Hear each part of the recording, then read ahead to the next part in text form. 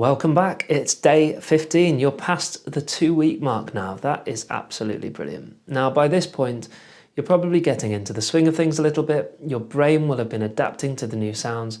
And if you've been wearing your hearing aids regularly, you might even find that you want the hearing aids a little bit louder now. Maybe they're sounding a little on the quiet side for you, and that's fine.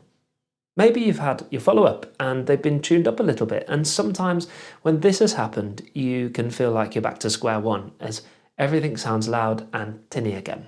Let's just recap on the benefit comfort thing. Let's look at it as a scale. When you first get hearing aids at a hearing test, we're very focused on the problems we're trying to fix, right? And so there is a certain expectation that those problems are addressed immediately. So we'd all like 10 out of 10 benefits straight away, wouldn't we? And in terms of comfort, we would all like 10 out of 10 comfort, of course. The problem is if you start with 10 out of 10 benefit, you get 1 out of 10 comfort. And likewise, if you start with 10 out of 10 comfort, you'll likely get 1 out of 10 benefit because the hearing aids will be turned down so much to achieve this.